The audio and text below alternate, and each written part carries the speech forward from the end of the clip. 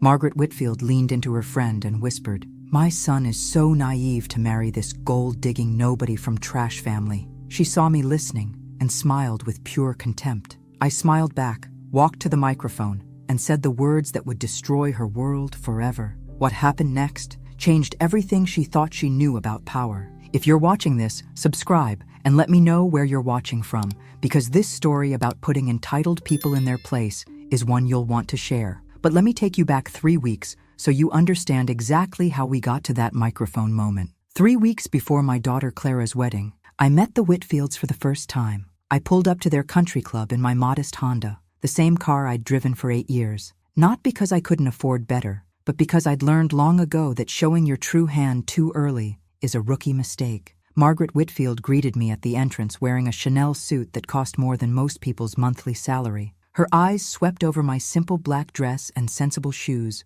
with the kind of clinical assessment usually reserved for livestock auctions. "Helena, welcome," she said, her voice dripping with the kind of fake warmth that screams, "I'm already planning your exit strategy." Richard Whitfield stood behind her, looking like a man who'd spent 30 years perfecting the art of avoiding his wife's sharper edges. He shook my hand with genuine warmth, but I caught the slight wince when Margaret introduced me as Clara's mother. The pause before mother was deliberate, calculated, the kind of microaggression that people like Margaret use to establish hierarchy without getting their hands dirty. We settled into the private dining room, where Margaret had apparently arranged the seating so I'd be positioned directly across from her. Prime real estate for intimidation, I suppose. "So, Helena," Margaret began, cutting her salmon with surgical precision, "what do you do for work?" The question hung in the air like smoke from a fired gun. Clara shifted uncomfortably beside me. "I take care of my own business," I replied,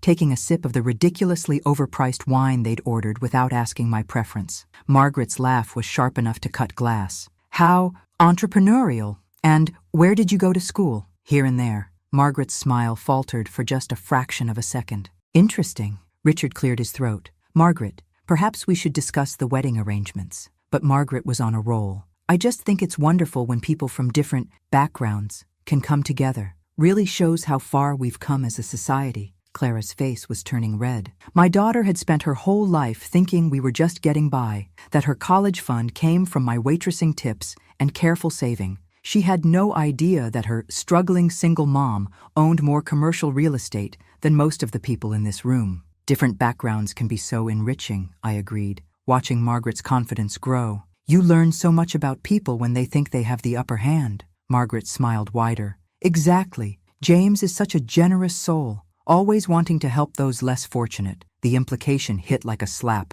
My daughter was a charity case, a project for their privileged son to feel good about himself. "Ah, yes, because nothing says good person like marrying someone you think is beneath you." The logic was absolutely flawless. Clara's fork clattered against her plate. "Mom, maybe we should—" "It's fine, sweetheart," I said, patting her hand. "Mrs. Whitfield is just being herself." Margaret's eyes narrowed slightly. She'd heard the edge in my voice but couldn't quite place it. Richard tried again. "The venue looks beautiful. You must be excited about the ceremony." "Oh, I'm looking forward to it more than you know," I said, meeting Margaret's gaze directly. "I have a feeling it's going to be absolutely unforgettable." Something in my tone made Margaret pause, but her arrogance was stronger than her instincts. She leaned back in her chair with the satisfied expression of someone who'd successfully marked their territory. If only she knew she'd just declared war on the wrong person. The next morning, I made 3 phone calls. The first was to my private investigator, a former FBI agent who specialized in financial forensics.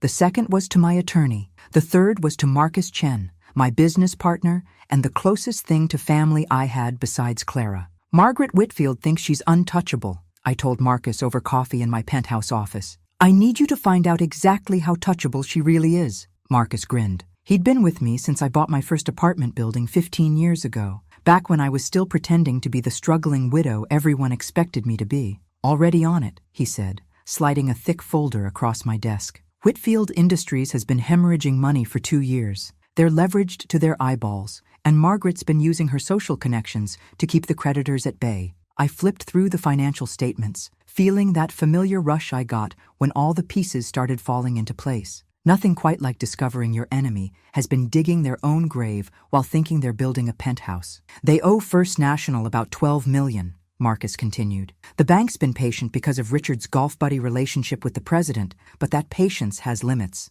And those limits are? End of next month, unless they come up with a substantial payment or find someone to assume the debt. Perfect. That afternoon, I went dress shopping with Clara and Margaret. The bridal boutique was the kind of place where they served champagne in crystal flutes and treated every customer like royalty, as long as your credit card cleared. Margaret had taken it upon herself to guide Clara's choices, steering her away from anything too elegant or expensive. Remember, dear, Margaret said, holding up a modestly priced dress, simplicity is always in good taste. You don't want to look like you're trying too hard. Translation: know your place. Clara's face fell as she looked at the dress. It was beautiful, but I could see it wasn't what she'd dreamed of. Actually, I said, standing up from the plush chair where I'd been quietly observing, I think Clara should try this one. I walked over to a stunning Vera Wang creation that cost more than most people's cars. Margaret's laugh was immediate. Oh, Helena, that's lovely, but perhaps something more realistic? Let's see how it looks, I said, handing the dress to the consultant. When Clara emerged from the dressing room, she looked like a princess. Her face lit up in a way I hadn't seen since she was a little girl playing dress-up. Margaret's expression shifted from amused condescension to barely concealed panic. It's beautiful, but Clara, sweetheart, you have to think practically. The cost won't be a problem, I said, pulling out my black American Express card. The consultant's eyebrows shot up. Margaret froze completely. Watching privileged people discover that others might actually have more money than them never gets old. Helena, Margaret said carefully, that dress is $15,000. I can read, I replied, never taking my eyes off Clara's radiant smile in the mirror. As the consultant processed the payment, Margaret leaned close to me. I don't know what game you're playing, but this family has standards. We don't believe in putting on airs. I turned to face her fully. Mrs. Whitfield, I've never put on airs in my life. I've never needed to. That evening, I finalized the purchase of Whitfield Industries debt from First National. The bank president was more than happy to transfer the liability to someone with my credit rating and track record. Margaret Whitfield wanted to play games about family standards and knowing one's place. Game on. The morning of the wedding, I woke up in my penthouse suite and smiled at the sunrise. Today, Margaret Whitfield would learn that some people's place is higher than she ever imagined. I'd chosen my outfit carefully, a custom Armani dress in deep navy that whispered money without shouting it, paired with my grandmother's pearl necklace, the same pearls that had been in our family for 4 generations, back when the Whitfields were still trying to buy their way into society. Marcus arrived at 7 a.m. with the final documents. Everything's ready, he said, handing me the leather portfolio. Legal signed off on all the paperwork. You now officially own Whitfield Industries debt, their mortgage, and controlling interest in Richard's investment portfolio. And the timeline? They have 30 days to make full payment or negotiate new terms. Your terms. I slipped the documents into my purse next to my lipstick. Amazing how easily someone's entire world could fit into a handbag, right next to my breath mints and reading glasses. The wedding ceremony was beautiful. Clara looked radiant in her Vera Wang gown, and James couldn't stop smiling. For a moment, watching my daughter marry the man she loved, I almost felt guilty about what I was planning. Almost. But then I remembered Margaret's words at the bridal shop. I remembered the way she'd tried to shame Clara into settling for less. I remembered 30 years of people like Margaret assuming they could treat me like I was beneath them. The guilt evaporated. During the cocktail hour, I positioned myself near the bar where Margaret was holding court with her social circle. Her voice carried clearly over the gentle hum of conversation. Well, of course we're thrilled, she was saying to a woman draped in enough diamonds to fund a small country. Though I do worry about James. He's always been so generous with people less fortunate. Sometimes I think his good heart might be taken advantage of. The woman nodded sympathetically. It's wonderful that he's helping that family. Very charitable. Exactly, Margaret continued, not noticing I'd moved closer. I mean, the mother seems nice enough, but you can tell she's completely out of her depth. The poor thing probably thinks she's hit the jackpot. Her friend glanced around nervously. Margaret, perhaps? Oh, I don't mind if she hears, Margaret said, turning to look directly at me with that same contemptuous smile from our first meeting. Helena understands, don't you, dear? We're all just happy for the children. The moment stretched between us like a rubber band about to snap. Here's a free life tip. If you're going to insult someone, maybe make sure they can't financially destroy you first. Just a thought. I smiled back and walked calmly to the microphone at the front of the room. "Excuse me, everyone," I said, my voice carrying clearly through the reception hall. "I'd like to make a toast to the happy couple." The room quieted, and I saw Clara beam at me from the head table. "Marriage," I began, "is about bringing families together. It's about understanding where we come from and where we're going. It's about honesty, respect, and knowing exactly who you're dealing with." Margaret was still smiling, but something in my tone had caught her attention. "I'm so grateful to officially welcome the Whitfield family into our lives," I continued, "and I think it's time they got to know us a little better." I pulled the leather portfolio from my purse. "Some of you might not know that I've been in business for quite some time. I started small, a single apartment building after my husband passed away. But over the years, I've built something I'm quite proud of. Today, my company is worth approximately $80 million. The room went dead silent. Margaret's face had gone from pink to pale to an interesting shade of green. "This morning," I said, opening the portfolio, "I completed the purchase of some outstanding debt that's been concerning me. You see, I've learned that family takes care of family, and I wanted to make sure the Whitfields never had to worry about their financial obligations again." Richard was staring at me like I'd grown a second head. "So, Margaret," I said, looking directly at her frozen expression, "welcome to the family. As of 9 a.m. today, you work for me." The portfolio slipped from her hands and scattered documents across the marble floor. Game, set, and match. The silence in that reception hall was the most beautiful sound I'd ever heard. 200 of the city's most influential people watching Margaret Whitfield's world collapse in real time. Margaret's mouth opened and closed like a fish gasping for air. Richard had gone completely white and was gripping the edge of our table so hard his knuckles looked like they might pop through his skin. If you've never seen a bully realize they've been messing with the wrong person, let me tell you, it's absolutely priceless. "Helena," Richard finally managed, his voice barely above a whisper. "What exactly are you saying?" I gestured to the scattered papers on the floor.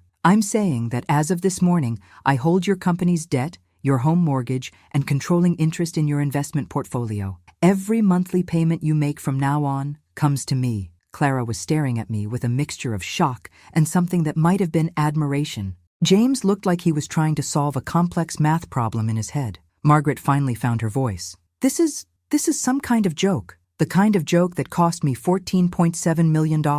I replied. "But honestly, watching your face right now, totally worth it. The beautiful thing about karma is that it accepts credit cards." Marcus appeared beside me with additional copies of the documents. "Always prepared, that man." "Mrs. Whitfield," he said politely, handing her a folder. "Everything's properly notarized and filed with the county clerk's office. If you have any questions about the terms, your attorney can contact ours." Margaret's hands shook as she opened the folder. Her friend with the diamonds had quietly melted away into the crowd, as had most of Margaret's social circle. Amazing how quickly people disappear when the power dynamic shifts. Margaret looked like she'd swallowed a cactus, which honestly would have improved her personality.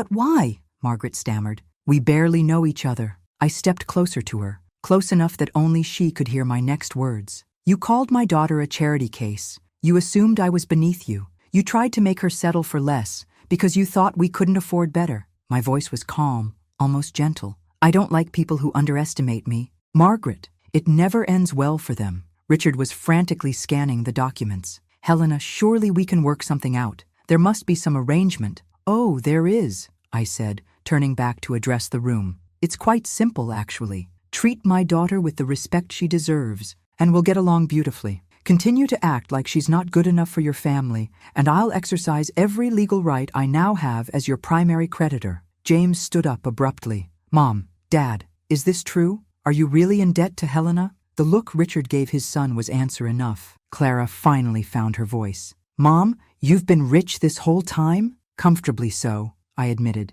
"I just never saw the point in flashing it around. Money should work for you, not define you. Though sometimes," I glanced at Margaret, "it does come in handy for making a point." Margaret was reading through the documents with growing calculation. "Helena, surely we can work out some kind of arrangement. You're a businesswoman. You understand that destroying us won't benefit anyone." I had to admire her attempt at regrouping. From shock to strategy in under 10 minutes, that took some backbone. "The house, if you foreclose, you'd have to deal with selling it in this market," she continued, warming to her theme. "And the company, it's worth more as a going concern than liquidated assets." Richard was staring at his wife like he'd never seen her before. Clara looked torn between admiration and worry. "You're absolutely right," I said calmly, "which is why I'm offering you the opportunity to maintain your lifestyle and dignity. Under new management, of course." James walked over to his parents, his jaw set in a way I'd never seen before. "Dad, how could you let this happen? And Mom, how could you treat Helena like that when you knew you were in financial trouble?" "We didn't know she was—" Margaret started. "Rich?" Clara interrupted, standing up to join her new husband. "You didn't know she was rich, so you thought it was okay to treat her like garbage? What kind of people are you?" The reception had effectively stopped. The band was still playing softly in the background, but every guest was watching our family drama unfold like it was premium cable television. Margaret's face crumpled. I never meant." "You meant every word," I said firmly. "And that's fine. People like you always show their true colors when they think there are no consequences. The problem is, you picked the wrong person to underestimate." Richard stepped forward. "Helena, please, we can fix this. Whatever you want." "What I want," I said, "is very simple. I want my daughter treated like the intelligent, accomplished, beautiful woman she is. I want her marriage to be a source of joy, not a reminder that her husband's family thinks she married up. And I want everyone in this room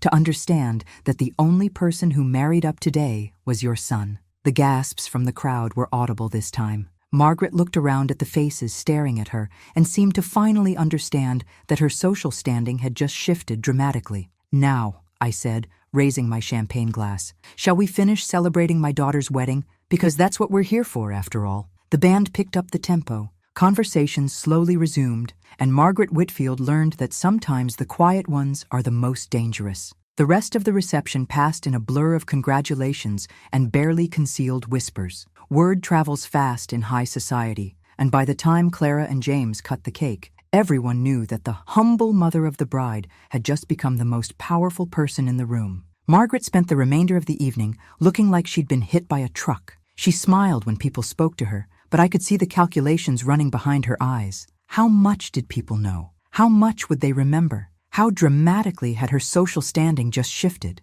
Richard, to his credit, tried to salvage some dignity. He approached me during the father-daughter dance with his best attempt at a conciliatory smile. "Helena," he said, "I hope we can move past this and focus on the future, for the children's sake." I watched Clara spinning gracefully in my arms, radiant with happiness. "The future is entirely up to you, Richard. I'm a reasonable woman. I believe in fair treatment and mutual respect. And if we provide that, then we'll get along beautifully. If not," I shrugged elegantly, "well, let's just say I'm very good at business." The next morning, I was having coffee on my terrace when Marcus called. "Margaret Whitfield's assistant called 3 times this morning," he reported. "Apparently, Mrs. Whitfield would like to schedule a meeting at your earliest convenience." How polite of her. "What did you tell them?" "That you'd be available Thursday at 2 p.m. in your office. Take it or leave it." "Perfect. And Marcus, make sure she has to wait in the lobby for exactly 15 minutes. I want her to see the awards on the wall,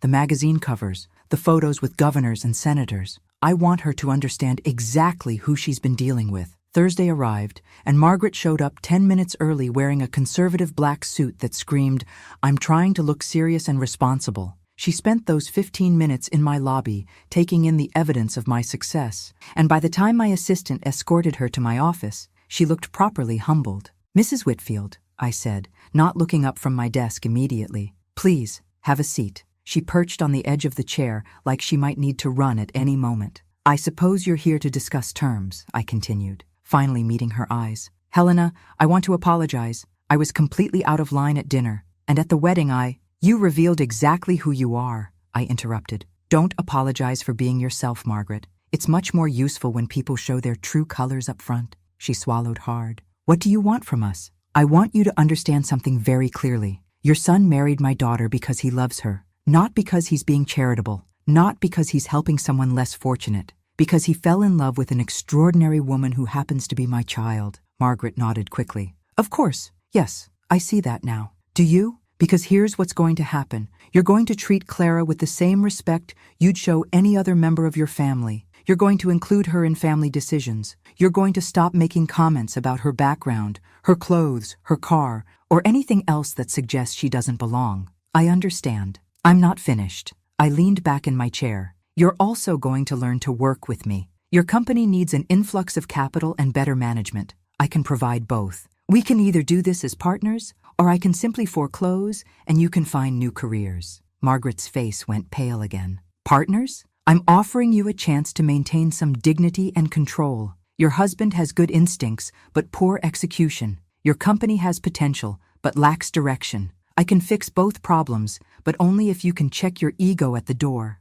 And if I can't? I smiled. Then in 30 days, you'll be looking for jobs and a new place to live. Your choice. Margaret sat quietly for a long moment, and I could practically see her pride wrestling with her survival instincts. It was like watching someone's ego get into a cage match with basic math. Reality was winning by a landslide. What kind of partnership are you proposing? The kind where I make the major decisions and you learn to say, "Yes, ma'am," when I give you an instruction. My voice was perfectly pleasant. Think of it as an extended lesson in humility. The flush that crept up Margaret's neck told me she was getting the message loud and clear. I'll need to discuss this with Richard. Of course, you have until Monday to decide. After that, the offer expires and we move to foreclosure. Margaret stood up on shaky legs. Helena, I know I don't deserve this consideration after how I treated you. You're right, you don't deserve it. But Clara does. She deserves to have a wedding she can look back on with joy, not as the day her new family imploded. She deserves in-laws who respect her.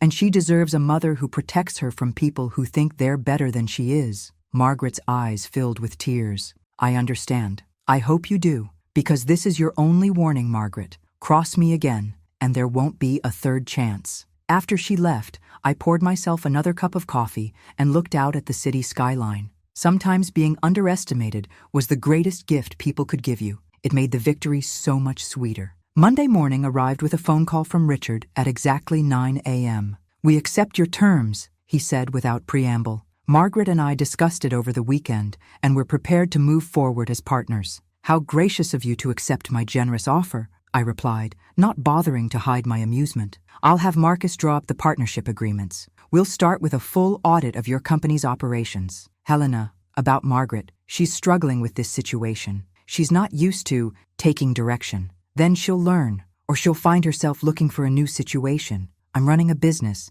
Richard, not a rehabilitation center for entitled people. That afternoon, I drove to Clara's new apartment to check on how she was settling into married life. I found her unpacking wedding gifts, but her usual cheerfulness seemed forced. "Mom," she said when I walked in, "we need to talk." I settled onto her couch, which I recognized as a piece from the Whitfield family collection. Wedding gift from the in-laws, apparently. "James told me everything," Clara continued, "about the debt, about the company, about the mortgage. He's furious with his parents, but Mom, why didn't you tell me we had money?" I studied my daughter's face. At 25, she looked so much like her father, the same thoughtful eyes, the same stubborn set to her jaw when she was working through a problem. "Do you remember when you were 12 and wanted those expensive jeans that all your friends had?" Clara nodded. "And I told you we needed to save money for college, so we went to Target instead?" "Yeah, and I was so embarrassed I wanted to die. But what happened at school?" Clara's expression softened.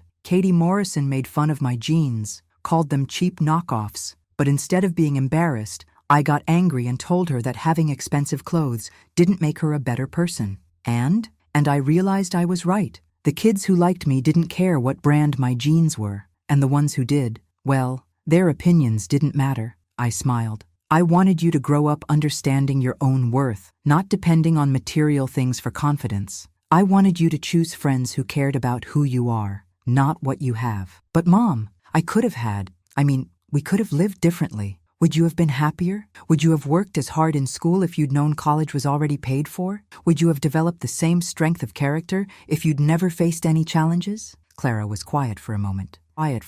"James says his mother never had to work for anything, that everything was just given to her. And how do you think that shaped her personality? She's not very nice to people she thinks are beneath her." "Exactly. Money doesn't make you a better person, Clara, but how you handle having it, or not having it, reveals who you really are." My phone buzzed with a text from Marcus. "Margaret Whitfield is here for the audit meeting. She looks terrified." I showed Clara the text, and she actually laughed. "Are you going to destroy them?" "I'm going to give them exactly what they deserve, which might be destruction or it might be salvation. That's entirely up to them." When I arrived at my office, Margaret was indeed waiting in the lobby, looking like she was preparing for her own execution. She'd traded her usual designer clothes for a conservative business suit that was probably supposed to convey competence and humility. "Mrs. Whitfield," I said, breezing past her toward the elevator. "Right on time." She hurried to keep up. "Helena, before we start,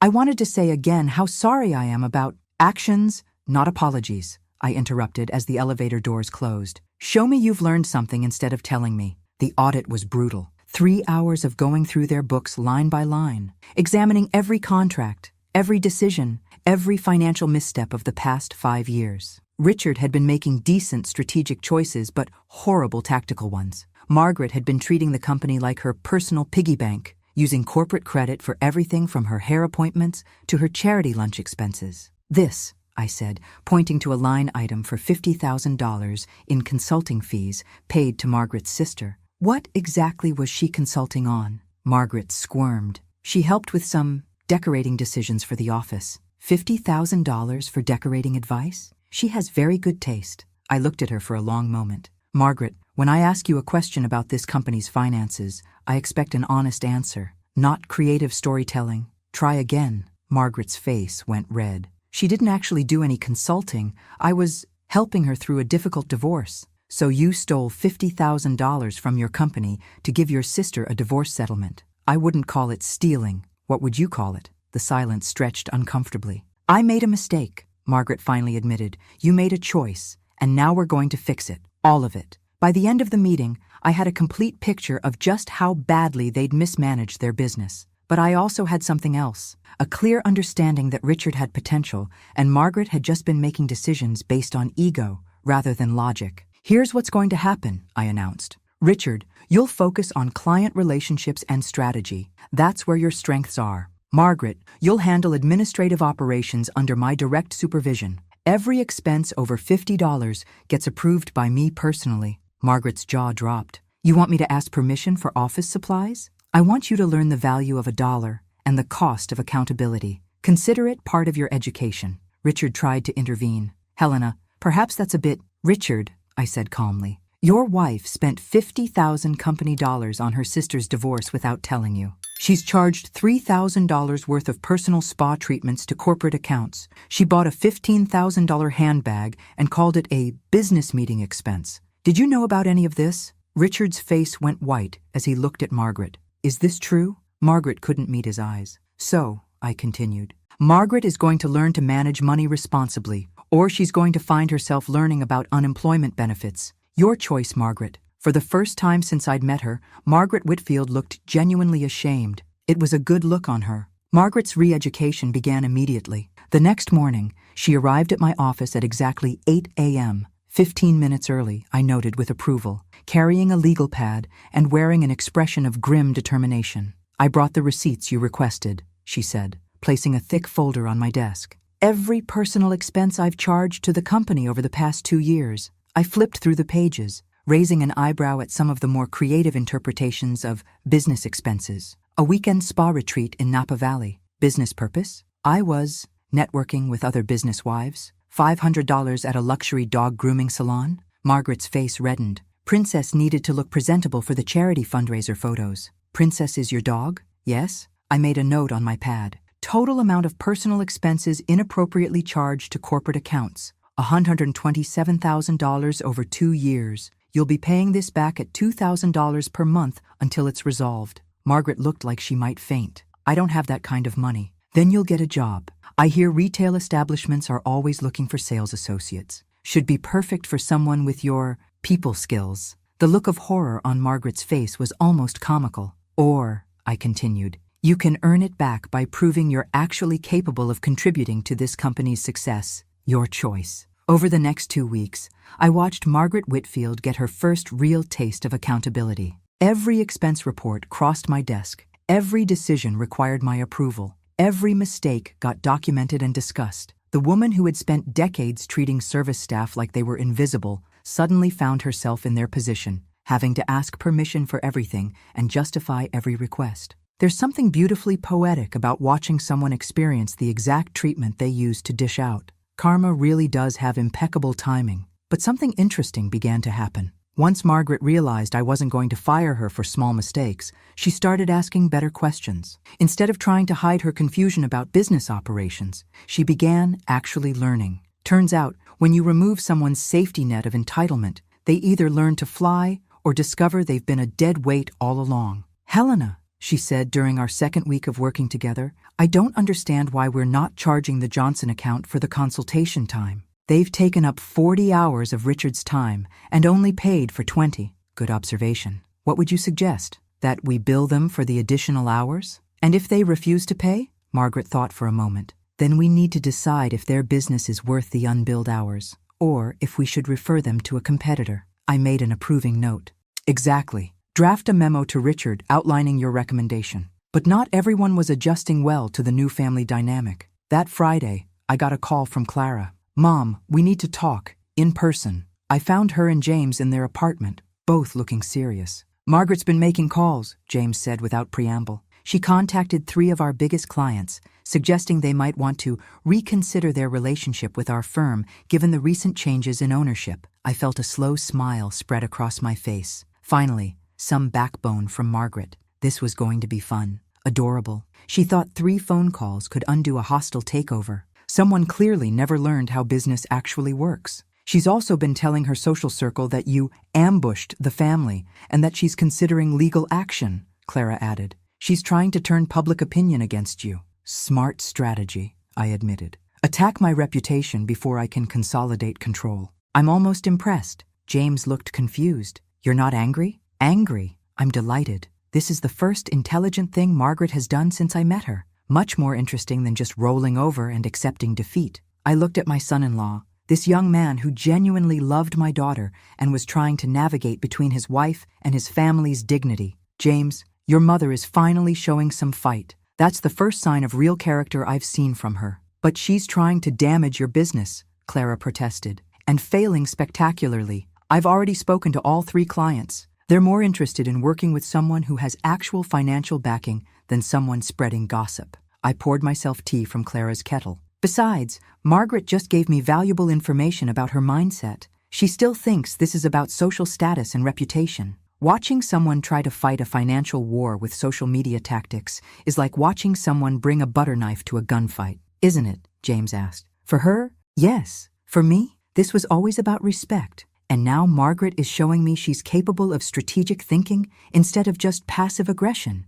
That's progress." Clara shook her head. "Only you would see someone trying to sabotage you as a positive development. Margaret spent 3 weeks trying to figure out how to fight back. She developed a plan, identified my potential vulnerabilities, and executed a coordinated attack. 6 months ago, she would have just cried and complained to Richard. That evening, Margaret called me herself. "Helena, I think we got off on the wrong foot with this business arrangement." "Did we? I thought we understood each other perfectly. I've been reconsidering your partnership offer. Perhaps we could discuss modified terms, something more collaborative." I had to admire her persistence. 2 failed strategies, and she was already working on a 3rd angle. "Margaret, what exactly are you proposing?" "Equal partnership. 50-50 split of decisions and profits. We both bring valuable assets to the table." The audacity was breathtaking. I actually laughed. You have to admire someone who can lose everything and still think they're in a position to negotiate. That takes either incredible confidence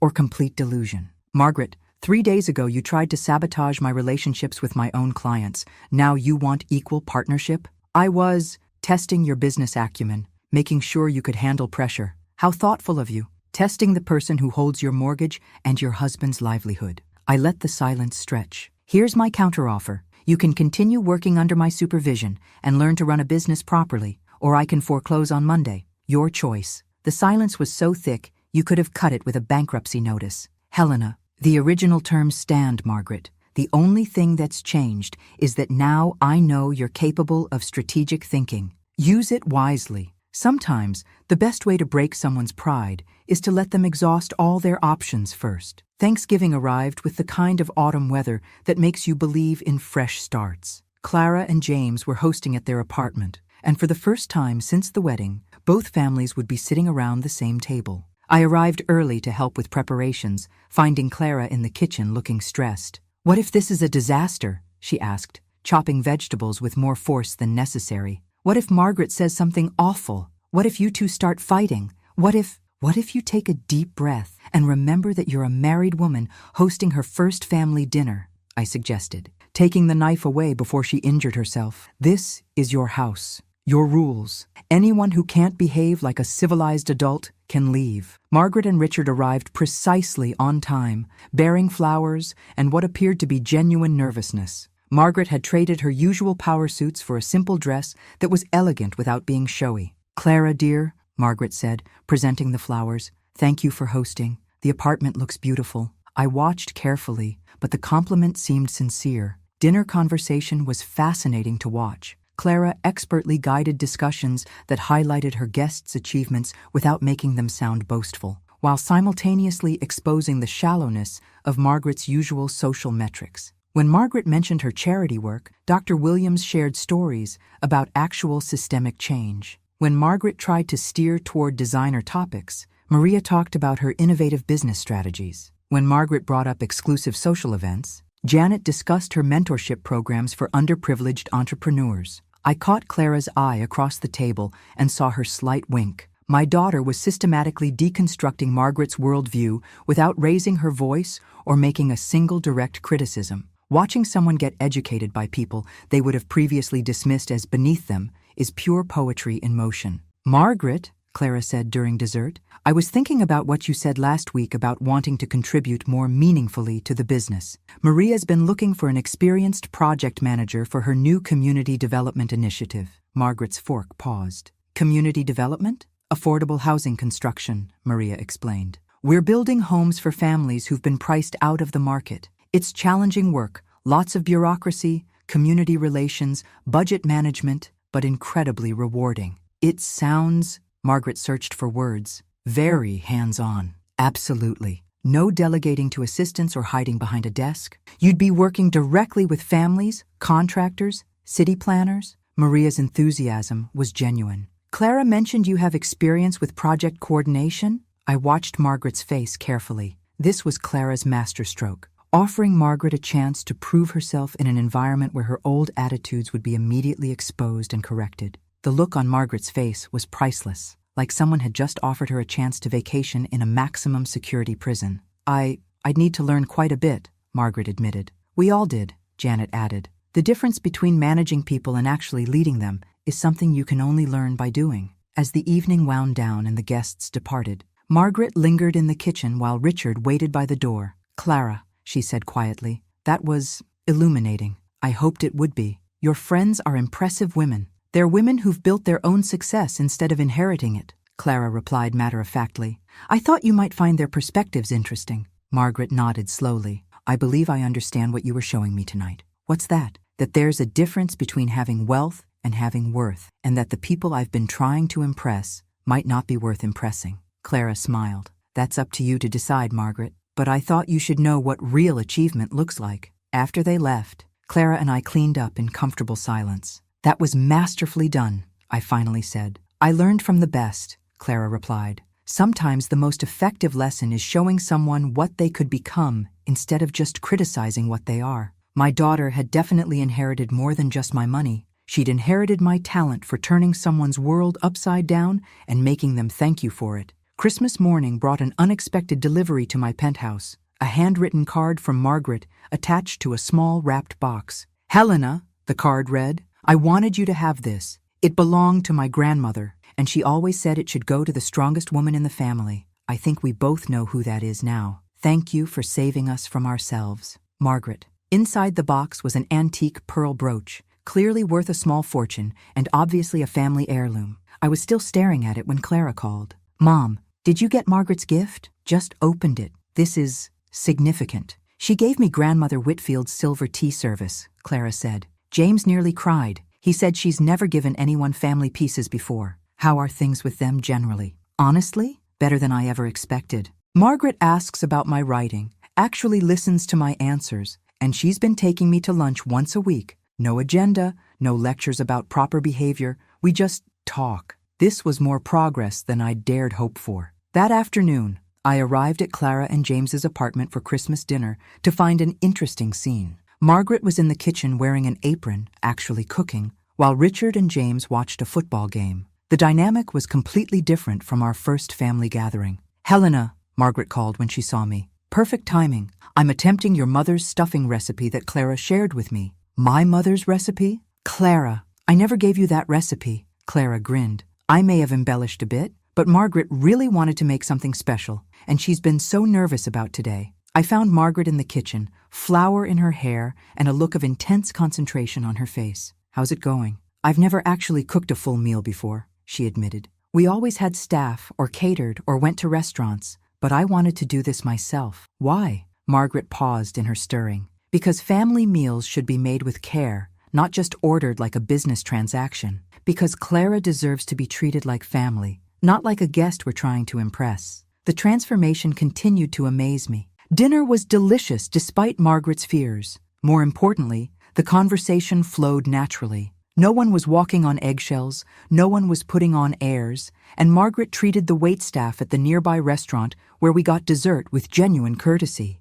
Amazing what a little financial ruin can do for someone's manners. Should really be prescribed more often. But the real test came after dinner, when James made an announcement. "Clara and I have some news," he said, taking his wife's hand. "We're pregnant." The explosion of joy around the table was immediate. Richard stood up to hug them both. I felt tears spring to my eyes. And Margaret burst into tears. "I'm going to be a grandmother," she sobbed. "I'm going to have a grandchild, and I almost, if you hadn't forgiven me, if I'd been too proud to change." Clara got up and hugged her mother-in-law. "Margaret, you are going to be an amazing grandmother. You've already changed so much. I want to be worthy of this baby," Margaret said. "I want to be someone they can be proud of." "You will be," Clara assured her. Later, as Margaret and I were alone in the kitchen cleaning up, she turned to me. "Helena, I need to ask you something, and I need you to be completely honest." "All right. Do you think I can really change? I mean, permanently? Or am I just behaving because I'm scared of the consequences?" I considered her question carefully. 3 months ago, I would have said people like you never really change. You just get better at hiding who you are. And now I think you've discovered that you actually like being a better person. The question is whether you'll stick with it when it gets difficult." Margaret nodded. "I've been thinking about that too, about what happens when you're not watching over my shoulder anymore." "What do you think will happen?" I think I've learned to watch over my own shoulder, to ask myself before I speak or act, is this the person I want to be? Is this how I want to treat people? And what's the answer usually? Usually, that the old Margaret would have been unkind, and the new Margaret chooses to be better. I smiled. That's a good system. "Helena, can I tell you something that might sound strange?" "Go ahead." "Being humbled. It was the best thing that ever happened to me. I spent 60 years thinking I was superior to everyone around me, and I was miserable. I was lonely, even surrounded by people. No one really liked me. They just tolerated me because of Richard's business connections. And now Clara actually wants to spend time with me. James talks to me about real things instead of just polite small talk. Richard looks at me like he's proud of who I'm becoming. Even your staff at the office treat me with respect instead of fear. That's because you're treating them with respect instead of disdain." "Exactly." Margaret wiped down the counter with more care than I'd ever seen her apply to any task. "I wish it hadn't taken being financially destroyed and publicly humiliated to learn these lessons, but I'm grateful it happened. Even though it was brutal, especially because it was brutal. Gentle correction wouldn't have worked on me. I was too arrogant, too set in my ways. I needed to be completely broken down before I could be built back up into someone worth being." As I drove home that night, I reflected on the strange journey that had brought us all here. Margaret Whitfield had gone from entitled socialite to genuine human being. Clara had gained a mother-in-law who actually valued her. James had parents he could respect again. And I had discovered that sometimes the most satisfying victory isn't destroying your enemy, it's transforming them into an ally. Spring brought new challenges and new growth. Margaret had not only mastered her role in the company, but had begun suggesting genuine improvements to our operations. Her insights into the social networks of our client base proved invaluable, and her reformed attitude made her surprisingly effective at client relations. "Helena," she said during our weekly review meeting, "I've been thinking about the Morrison account. The real estate development deal? Yes, they're struggling to get community buy-in for their project because they're approaching it like conquistadors instead of neighbors." I leaned back in my chair.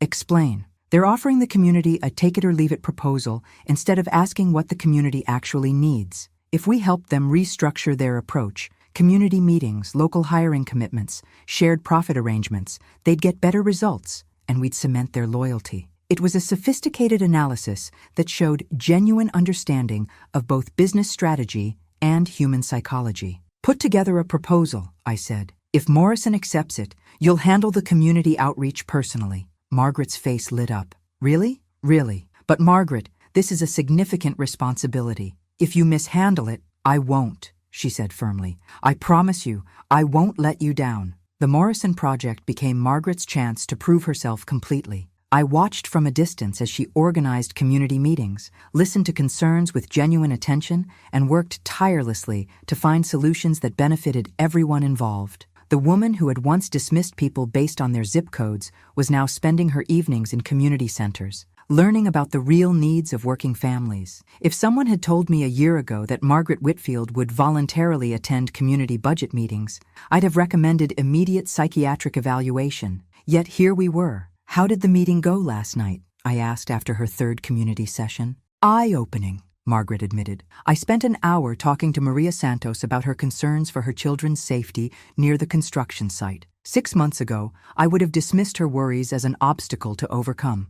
Now I understand she's a mother protecting her children, and her concerns are completely valid. And I worked with Morrison's engineers to redesign the safety protocols and construction timeline to address her specific concerns. It added $50,000 to the project cost, but we gained the support of the entire neighborhood. This was the Margaret I'd been hoping to create, someone who saw people as individuals rather than obstacles. But our real test came in June, when Clara went into early labor. I rushed to the hospital to find chaos. James was pacing the waiting room, Richard was on the phone with doctors, and Margaret was holding Clara's hand in the delivery room, coaching her through contractions with a calm competence that surprised everyone. "That's it, sweetheart," I heard her saying as I entered. "You're doing beautifully. Just breathe through it." Clara squeezed Margaret's hand. "I'm scared." "I know, but you're the strongest woman I know." "Well," Margaret glanced at me with a smile, "one of the strongest, and we're all here for you." 4 hours later,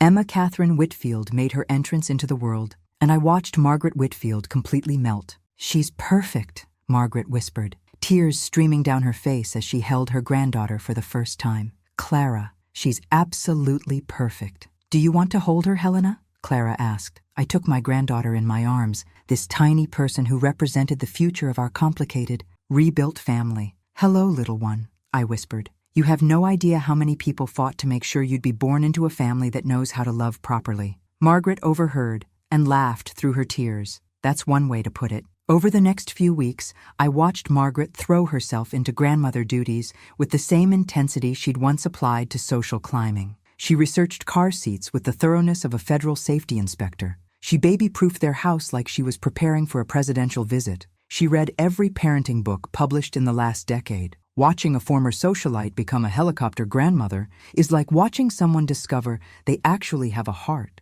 Who knew it just needed the right motivation to start working? "Margaret," I said one afternoon, finding her reorganizing Clara's baby supplies for the third time, "you know babies don't need color-coordinated everything, right?" "I know," she said, not pausing in her folding. "But I want Emma to have the best of everything. Not the most expensive everything, the best. The safest car seat, the most nutritious formula as backup, the most educational toys. She's 6 weeks old. She mostly needs to eat and sleep." Margaret stopped folding and looked at me. "Helena, I spent James's entire childhood delegating his care to nannies and boarding schools. I missed his first steps, his first words, his first day of school.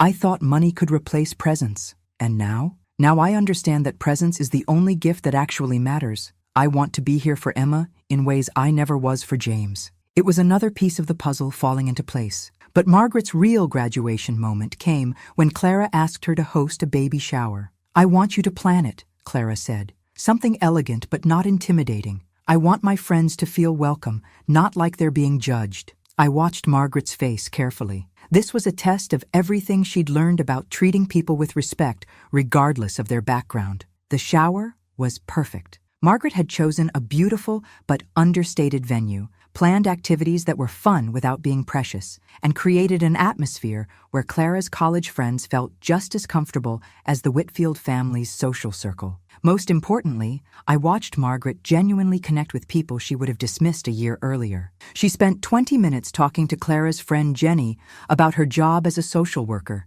asking intelligent questions and showing real interest in her work. "Helena," Margaret said as we cleaned up afterward, "thank you. For what this time? For forcing me to become someone worthy of that little girl, someone she can be proud to call grandmother." I looked around the room at the happy chaos of wrapping paper and baby gifts, at Clara glowing with joy as she opened presents from people who genuinely cared about her. "You did the work, Margaret. I just provided the motivation. The best motivation I ever received," she said. "Though I hope I never need such dramatic intervention again." "That," I said with a smile, "is entirely up to you." 1 year later, I stood at another microphone, but this time, the circumstances were entirely different. The Whitfield family was hosting their annual charity gala, and Margaret had insisted that I give the keynote address. "Ladies and gentlemen," I began, looking out at the elegant crowd, "a year ago, I learned something important about the difference between having money and having class." I found Margaret in the audience, sitting at the head table with Clara and James, Emma sleeping peacefully in her arms. Class isn't about your bank account or your zip code. It's not about your clothes or your car or which country club accepts your membership. Class is about how you treat people when you think no one is watching. It's about lifting others up instead of putting them down. It's about recognizing that everyone deserves dignity and respect. The audience was listening intently. This past year, I've had the privilege of watching someone discover what real class looks like. I've seen Margaret Whitfield transform from someone who used her wealth as a weapon into someone who uses it as a tool for building others up. Margaret's eyes filled with tears. The woman who once looked down on people for having less now spends her weekends volunteering at literacy programs. The woman who used to judge others by their appearance now mentors young entrepreneurs from disadvantaged backgrounds. The woman who thought her money made her superior has learned that true superiority comes from service to others. I paused, making eye contact with Margaret. Sometimes the greatest gift you can give someone is the chance to become better than they were. Margaret took that chance and ran with it. She didn't just change her behavior, she changed her heart. The applause was thunderous. After the speech, Margaret approached me with tears in her eyes. "Helena, I need to tell you something." "What's that?" "The day you bought our debt and humiliated me at the wedding. It was the worst day of my life, but it was also the best day of my life." "How so?" "Because it was the day I stopped being someone I didn't really like and started becoming someone I could respect." Behind her, I could see Clara and James watching us, Emma now awake and gurgling contentedly. "Margaret, can I ask you something?" "Anything. If you could go back and change what happened that day, would you?" Margaret thought for a long moment. "A year ago, I would have said yes in a heartbeat. Today?" She shook her head. "I wouldn't change a single moment, because it led me here, to this life, to this family, to this version of myself that I actually like, even though it was painful, especially because it was painful. The easy lessons never stick. The hard ones change you forever." She looked over at Emma, who was reaching tiny hands toward the chandeliers. "I want to be worthy of her love," Margaret said.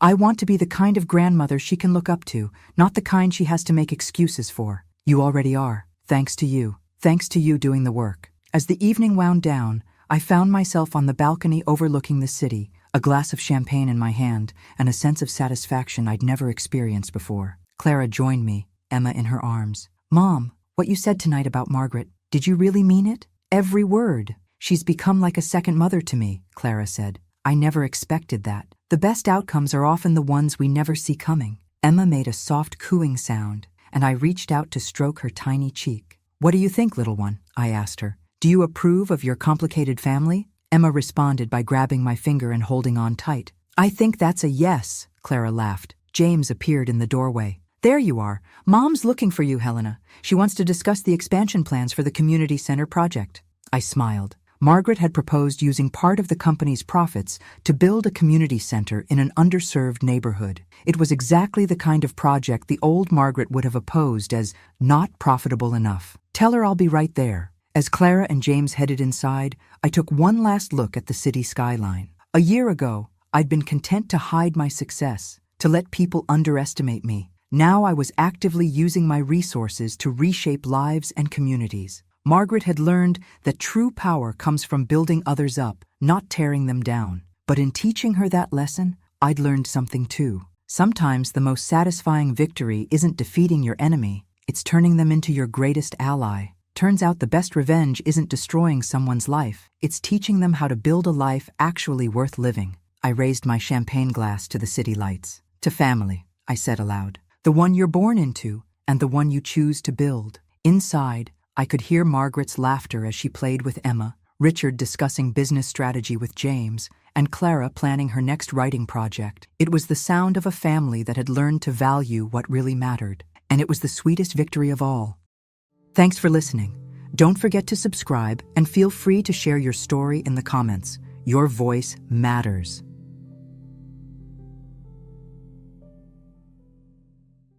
At my daughter's wedding, I overheard my son-in-law telling his best man that he had cheated on her and was only marrying for our family's money. So I just made one call, and right before he said, "I do," the police walked in. The look on Brad's face when those handcuffs appeared was worth every sleepless night I'd spent investigating this fraud. If you're watching this story unfold, subscribe and let me know where you're watching from. I love hearing from people who appreciate good revenge served ice cold. But let me back up 6 months, because this disaster didn't happen overnight. Brad Thompson was playing the long game, and unfortunately for him, I've been playing longer. It started when my daughter Sarah brought home what she called the perfect man.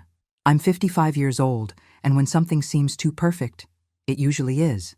But Sarah was 32, successful in marketing, and I figured she could handle her own love life. Wrong again. Sarah and I have been tight since her father David died 5 years ago. David left us comfortable. His engineering patents and life insurance meant we weren't worried about money. House paid off. Sarah had her college fund turned into savings, and I had enough for comfortable retirement. We weren't flashy, but in Cedar Ridge, word gets around about who has what. Brad appeared like a romance novel character. Tall, dark hair, blue eyes that seemed sincere, and a smile that could sell ice to penguins. He drove a nice BMW, dressed sharp, and claimed to work in investment consulting.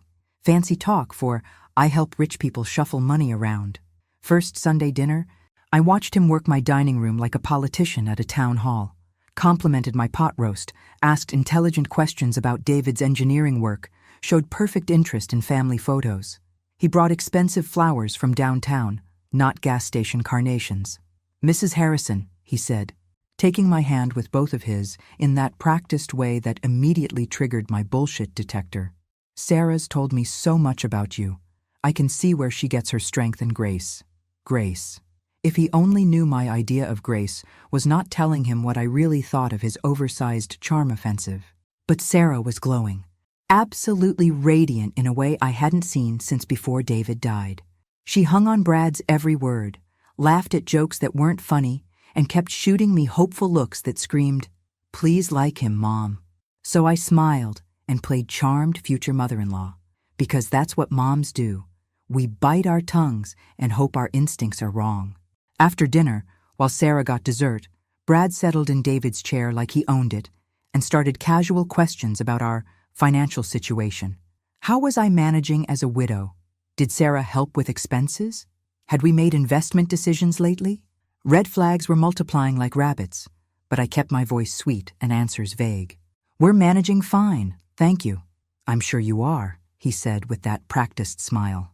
"But if you ever want opportunities to make your money work harder, I'd happily review your portfolio. Family rates, of course." Family rates. We'd known each other 3 hours.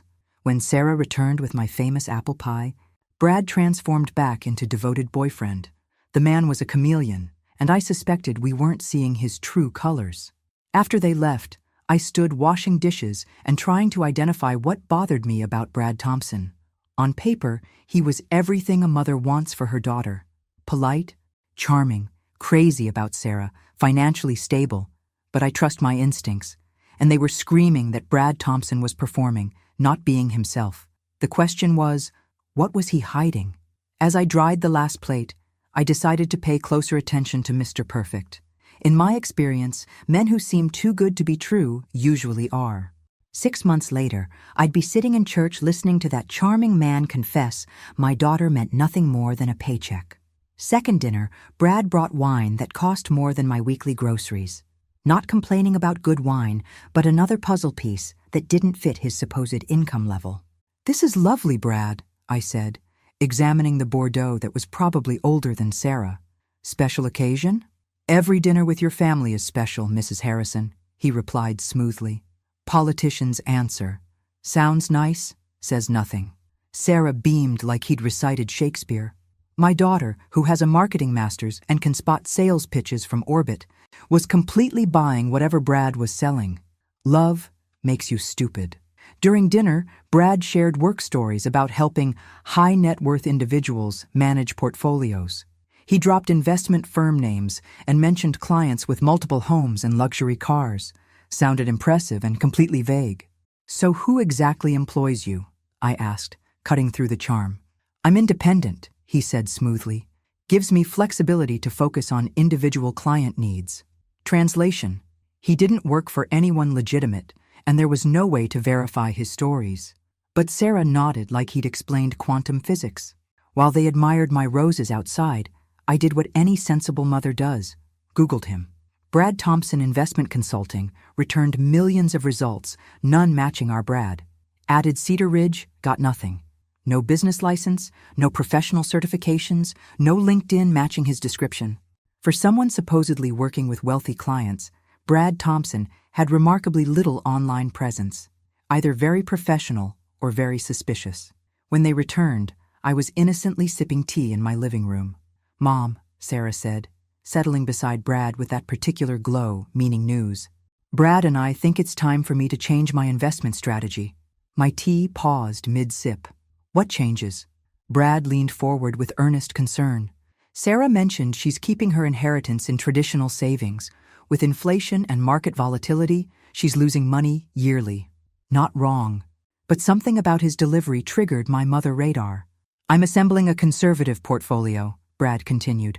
"Nothing risky, just diversified funds and stable growth opportunities." "Sounds wonderful," I said neutrally. Sarah's always been money smart.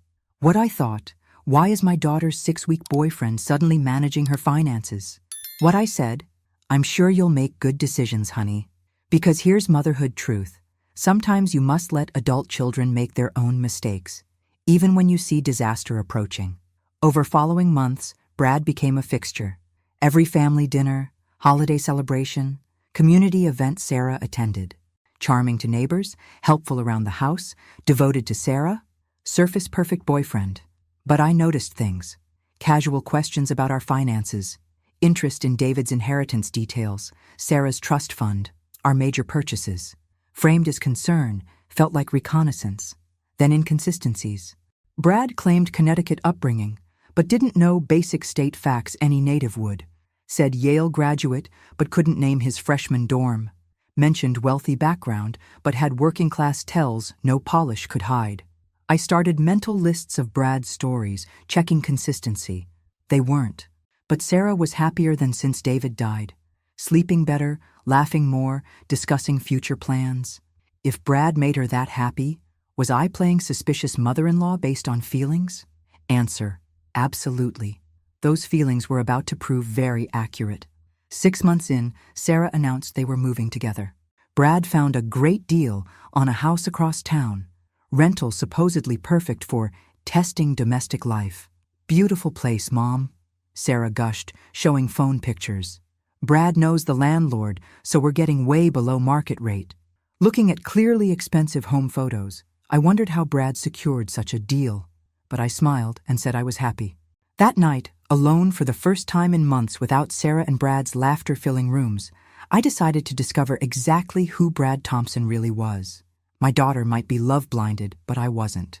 Something about Brad's too-perfect performance was setting off every alarm I possessed. Time for real detective work. 3 months after Sarah moved in with Brad, they announced engagement at my Sunday dinner table. I should have been thrilled. Sarah glowed, the ring was gorgeous, Brad seemed happy. Instead, I felt like watching a performance. "Mom, look!" Sarah practically shoved her hand in my face, where a stunning solitaire caught light. At least 2 carats, Definitely real. Beautiful, honey, I said honestly. The ring was lovely, also expensive, more than someone claiming independent investment consulting should afford. Brad beamed proudly. I wanted something worthy of Sarah, he said, gazing into her eyes like they were alone. She deserves the best. The romantic in me melted. The mother in me wondered where he'd gotten money for a ring, probably costing more than my car. How did you find something so perfect? I asked innocently. Friend in jewelry business, Brad said smoothly. Great deal on a stone returned by another customer. Another great deal. Brad had remarkably lucky connections with people offering expensive discounts, either incredibly fortunate or something else happening. But Sarah radiated happiness, so I hugged them both and opened good champagne I'd saved for special occasions. We toasted their future while I ignored the warning voice in my head. Over following weeks, wedding planning consumed Sarah's life.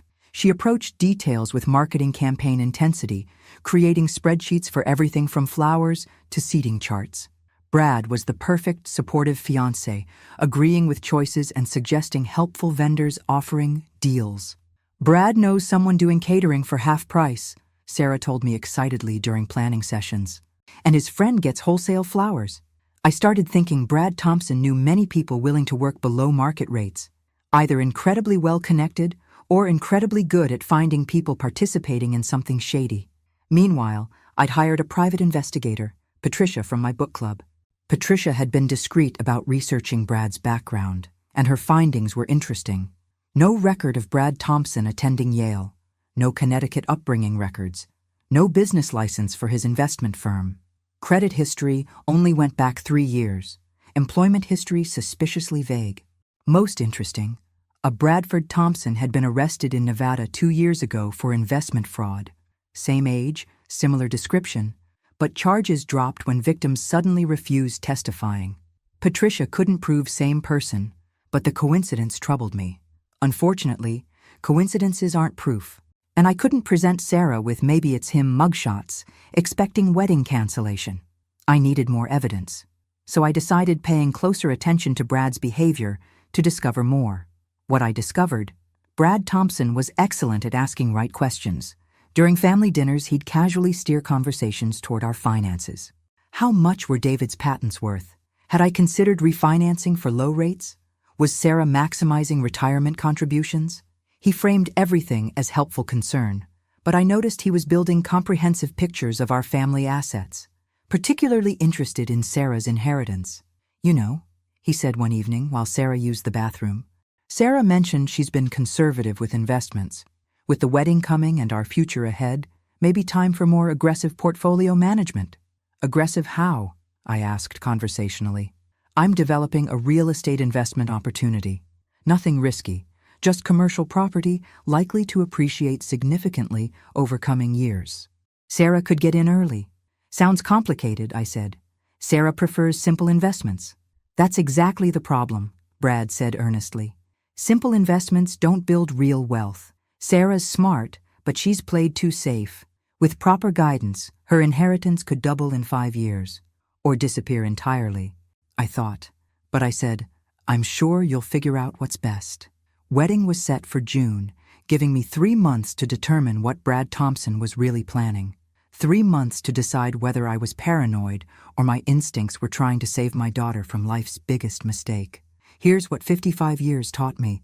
When someone seems too good to be true, has answers for everything, and their story has truck-sized holes, they're usually hiding something big. Question was, what was Brad hiding, and how much damage would he do before I proved it? Wedding planning brings out people's best and worst, and Brad Thompson was no exception. Closer to June, the more controlling he became about details. Not obviously alarming Sarah, but subtle ways that made my skin crawl. I really think we should use my friend's catering company, he'd say when Sarah mentioned other options. They're giving us such a good deal, and I've worked with them before. Or, my photographer friend understands the shots we want. We don't want risks with someone new. Slowly, Brad steered Sarah toward vendors he'd personally selected. Every wedding aspect was being handled by people with some Brad relationship. That's not romantic planning. That's controlling behavior with pretty bows. Meanwhile, investigator Patricia had been busy. She'd tracked down 2 Nevada women who'd had relationships with someone matching Brad's description around those investment fraud charges. Both lost significant money, both too embarrassed to press charges when their boyfriend disappeared. Patterns almost identical, Patricia told me during our bookstore coffee meeting. Charming man appears, becomes perfect boyfriend, gains financial access, vanishes with everything portable. But he's marrying Sarah, I pointed out. Why go through marriage trouble if he's planning to disappear? Maybe marriage gives legal access to more money, Patricia suggested. Or maybe he's planning longer cons. Get married, control finances, then disappear once he's cleaned out everything possible. The thought sickened me, but it explained Brad's behavior. He wasn't just dating Sarah. He was positioning himself to take everything she had. I needed proof, not suspicions and coincidences, but actual evidence convincing Sarah her perfect fiancé was fraud. Problem was, Brad was excellent at covering tracks. That's when I developed a plan either brilliant or completely insane. I decided testing Brad's story by arranging surprise encounters with his supposed past. If he really grew up wealthy in Connecticut, really attended Yale, really worked high-end finance, he should handle meeting someone from that world. I called college roommate Helen, who'd married well and lived in Greenwich, Connecticut. Helen was old money, the type who'd actually know families and institutions Brad claimed association with. I need a favor, I told Helen. Can you visit next month and meet Sarah's fiancé? I want a second opinion. Helen agreed, and we arranged her to surprise me during one of Brad and Sarah's regular Sunday dinners. The Sunday Helen arrived, I watched Brad's face carefully when I introduced her as my Greenwich college friend. For just a moment, something flickered across his expression. Panic? Calculation? Before the charming smile returned. Greenwich, Brad said enthusiastically. Beautiful area. I have family friends there. Do you know the Hamiltons? They live near the yacht club. Helen smiled politely. Greenwich isn't that small. Dear, but I've been yacht club member 30 years. Which Hamiltons? I watched Brad's smile tighten imperceptibly. Family friends of my parents. I don't know them personally well. Smooth recovery, but Helen wasn't finished. And you attended Yale, Sarah mentioned? What residential college? Pearson, Brad said without hesitation. Lovely. My nephew graduated Pearson recently. What year did you graduate? Brad rattled off a year, and Helen nodded thoughtfully. You might have known my nephew. Tommy Whitfield? Name sounds familiar, Brad said carefully. Helen's smile was perfectly pleasant. That's funny, because Tommy attended Princeton, not Yale, and I've never had a nephew. Silence could have been cut with knives. Sarah looked confused, Brad looked like he was calculating escape routes, and I looked like Christmas morning arrived early. I must have misheard the name. Brad attempted laughing off. You know family connections. Everyone knows everyone. But details get confused. Of course, Helen said sweetly. Easy to get confused about these things. After Brad and Sarah left, Helen and I sat in my kitchen with wine, dissecting the encounter. That man's never been within 50 miles of Greenwich society, Helen said firmly, and definitely didn't attend Yale. He might have studied school catalogs, but never actually been there. So what do I do with that information? Sarah won't believe me based on one uncomfortable conversation. Get more evidence, Helen suggested. Set more traps. If he's lying about background, he's probably lying about other things. She was right.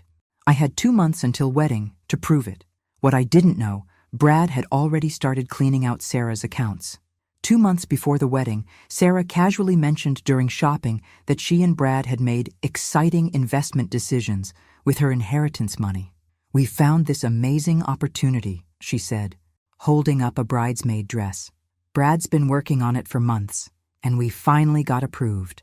My blood froze. What kind of investment? Private real estate development, luxury condos in Colorado Springs.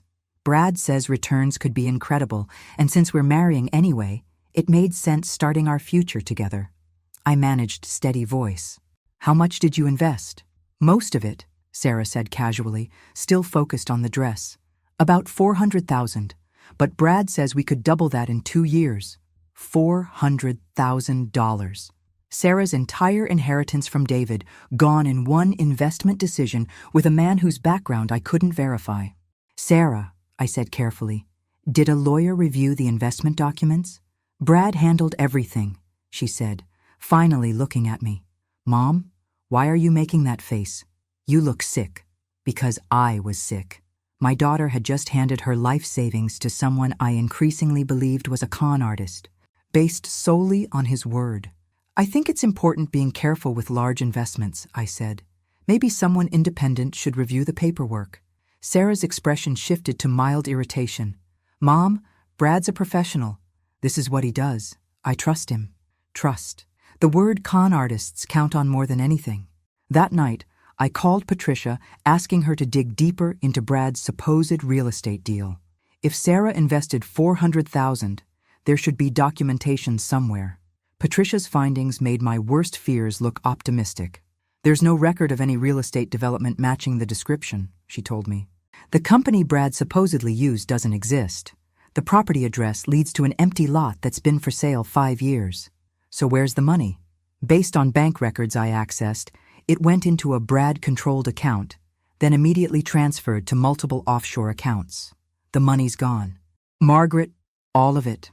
I sat in my kitchen, staring at wedding invitation proofs Sarah had left on my counter, trying to process what I'd learned.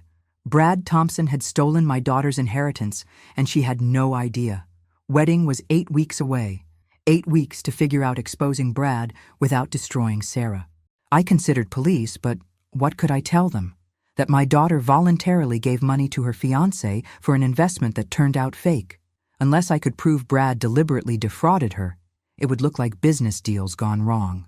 I considered confronting Brad directly, but that would give him time disappearing before the wedding. Somehow, I was becoming convinced the wedding itself was part of his plan. If Brad married Sarah, he'd have legal access to more assets. Her retirement accounts, her portion of my estate when I died, anything she inherited or earned during marriage. The wedding wasn't his con's end, just the next phase, which meant I had to stop it. But how do you convince someone the man they love is criminal when they're wearing his ring and planning their future? I decided setting one more trap. If Brad was the con artist type, I thought he wouldn't resist opportunities for more money, especially if he thought he was about to gain permanent family resource access through marriage. So I started dropping hints about fictional inheritance I was supposedly expecting from a distant relative. Nothing obvious, just casual mentions of paperwork I was handling and lawyer phone calls. Aunt Ruth was always the family eccentric, I told Sarah and Brad during dinner.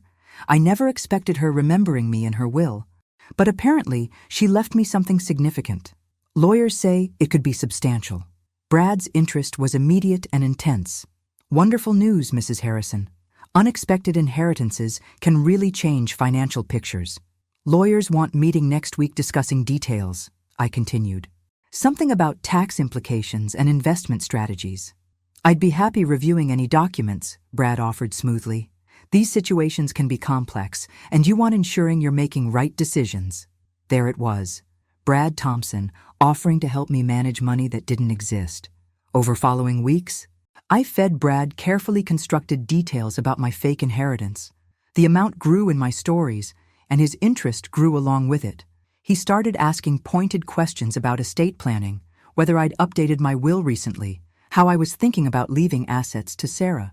You know, he said one evening, after Sarah and I marry, it might make sense consolidating some financial planning. Family trusts can be very tax efficient. Family trusts controlled by Brad, no doubt.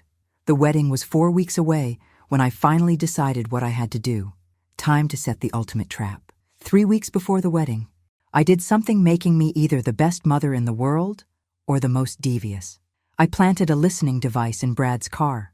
Before judging me, let me explain. Patricia had law enforcement contacts, and one specialized in surveillance equipment. A tiny recording device, completely undetectable, that would pick up Brad's BMW conversations. This is probably illegal, Patricia warned, showing me how the device worked. So is stealing $400,000 from my daughter, I replied. I'm willing to take risks. I figured if Brad was really planning to con Sarah, he'd eventually discuss it with someone. Maybe his real partner, maybe another victim, maybe just phone calls arranging exit strategies. The device would record everything, giving me proof I needed to save Sarah. For 2 weeks, I listened to the most boring recordings imaginable. Brad talking to vendors about wedding details, mundane phone conversations with unidentifiable people, singing along to radio. Either he was the most innocent man alive, or very careful about where he had sensitive conversations. Then, a week before the wedding, I hit jackpot. Brad was having lunch with someone called Danny, and their conversation was very enlightening. "You sure about the timeline?" Danny asked. "Seems like you're cutting it close." "Wedding's next Saturday," Brad replied. "Soon as we're legally married, I'll have access to everything. Trust accounts, retirement funds, plus whatever the old lady leaves her when she dies." "What about the 400 you already got?" "That's just appetizer," Brad laughed. "Real money comes after marriage. Give me 6 months cleaning out everything I can access. Then I'll file for divorce and disappear. She'll be too embarrassed coming after me seriously. And if she figures it out before then? She won't. Sarah's completely under spell. She thinks I'm Prince Charming, and her mother's just suspicious old bat. By the time either realizes what's happening, I'll be long gone with everything they have." I sat in my kitchen, listening to my daughter's fiancé calmly discussing how he planned destroying her life, and felt rage unlike anything I'd ever experienced. Brad Thompson was about to learn what happens when you mess with a mother's child. But I needed more than recordings. I needed to catch him in the act, in front of witnesses, leaving no doubt about his intentions. Wedding was 6 days away. 6 days to orchestrate the downfall of a professional con artist who thought he was smarter than everyone else. I spent the next 3 days making careful preparations. First, I called Patricia, asking her to contact police friends about potentially arresting someone at a wedding. Then I called the venue asking about security procedures. Finally, I made a specific request to the ceremony minister. "I need you prepared for unusual circumstances during the wedding," I told Reverend Mitchell. "There may be interruptions, and I need you to delay the ceremony if necessary." Reverend Mitchell had known our family for years and trusted my judgment enough to agree without asking too many questions.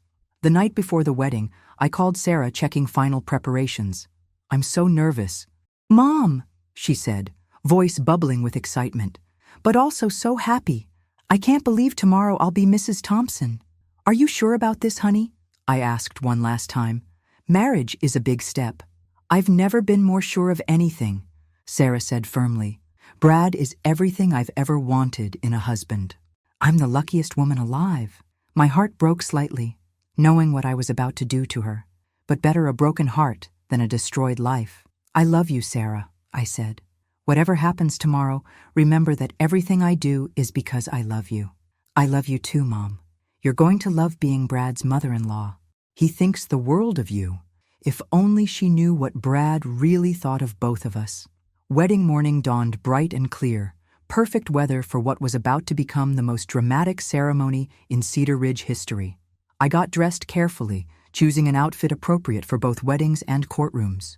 Then I drove to the church, carrying my purse with the recording device inside and a cell phone programmed with the direct number for Detective Morrison, the police contact Patricia had arranged. Sarah looked beautiful in her wedding dress, radiant with happiness, about to be shattered. Brad looked handsome in his tuxedo, every inch the devoted groom. If I hadn't heard his conversation with Danny, I might have thought I was wrong about everything. But I had heard it, and in a few hours, everyone else would too. The wedding day atmosphere was magazine perfect. Cedar Ridge Community Church had been transformed with white roses and golden ribbons. Guests arriving in their finest clothes. Sarah was in the bridal suite finishing makeup, while I sat in the front pew trying to calm nerves and review my plan. At 3:45, 15 minutes before ceremony start, I excused myself to use the restroom. What I actually did was walk around to the church side where Brad's BMW was parked with other wedding party cars. That's where I found Brad having a phone conversation confirming everything I'd suspected about his character. "Danny, it's me," Brad was saying into his cell phone, obviously thinking he was far enough from church that no one would overhear. "Yeah, in about 20 minutes I'll officially be married to my retirement fund." He laughed at whatever Danny said in response. "Trust me, this girl is so naive she'll sign anything I put in front of her. I've already got her to put most of her money into that fake investment. Once we're married, I'll have access to her retirement accounts, and I can start working on the mother's assets, too." My blood pressure spiked, but I kept listening. "The old lady's got a house worth at least $300,000, plus whatever she's got in savings. Sarah mentioned life insurance money, too. Give me 6 months and I can clean out everything they have. What if they get suspicious? Danny asked. I could hear him clearly because Brad had the phone on speaker, thinking he was alone. They won't. Sarah thinks I walk on water, and even if the mother starts asking questions, who's going to believe I'm a con artist?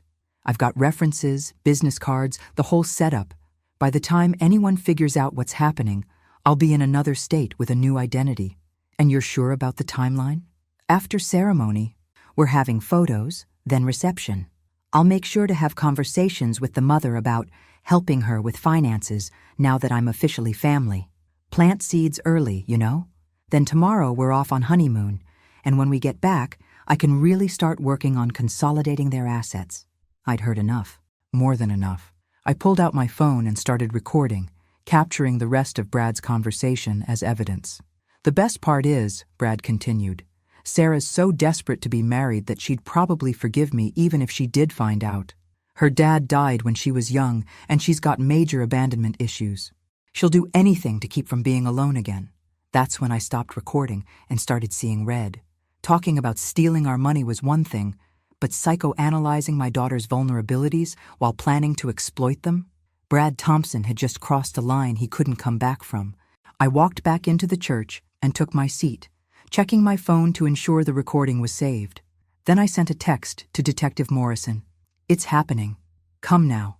At exactly 4 o'clock, the organist began playing processional music. Bridesmaids walked down the aisle in pale pink dresses, followed by the maid of honor. Then the music changed to traditional wedding march, and Sarah appeared at the church back. She looked absolutely beautiful and absolutely happy. For a moment, I wondered if I was making life's biggest mistake. What if I was wrong? What if Brad really loved her, and I was about to destroy my daughter's happiness based on misunderstood conversations and circumstantial evidence? Then I remembered the cold calculation in Brad's voice when he'd talked about exploiting Sarah's abandonment issues, and my resolve hardened. My daughter deserved better than a man who saw her vulnerabilities as opportunities. Sarah walked down the aisle on her godfather's arm, since her own father couldn't be there to give her away. She was glowing with happiness, and when she reached the altar and took Brad's hand, the love in her eyes was unmistakable. Brad was playing devoted groom perfectly. He looked appropriately nervous and deeply moved, and when Sarah reached him, he whispered something making her smile. Reverend Mitchell began ceremony with traditional words. Dearly beloved, we are gathered here today to witness the joining of Sarah Elizabeth Harrison and Bradford Michael Thompson in holy matrimony. I listened to familiar words and watched Brad's performance, knowing that in just minutes, everything was going to change. Ceremony proceeded normally through readings and homily. Sarah and Brad exchanged vows they'd written themselves, Sarah's heartfelt and genuine, while Brad's were perfectly crafted to sound romantic while committing to nothing specific. Then came ring exchange, and I could see we were approaching the moment I'd been waiting for. If anyone present knows of any reason why this couple should not be joined in marriage, Reverend Mitchell said, reaching the traditional ceremony point, let them speak now or forever hold their peace. This was it. My moment. I started to stand up, heart pounding, ready to play the recording that would expose Brad for what he really was. But before I could say anything, Brad's best man, a nervous-looking guy I'd never met before today, grabbed Brad's arm and whispered something urgently in his ear. And that's when everything changed. What Brad's best man whispered was, "Dude, there are cops outside. Like, a lot of cops." I could see Brad's face change, the charming groom mask slipping for just a moment to reveal the calculating predator underneath. His eyes quickly scanned the congregation, and when they landed on me, I saw recognition and fury flash across his features. He knew. Somehow he'd figured out that I was responsible for whatever was happening outside. Is there a problem? Reverend Mitchell asked, noticing the disruption. No problem at all, Brad said smoothly, but I could see sweat beading on his forehead. Just wedding day nerves. That's when I stood up.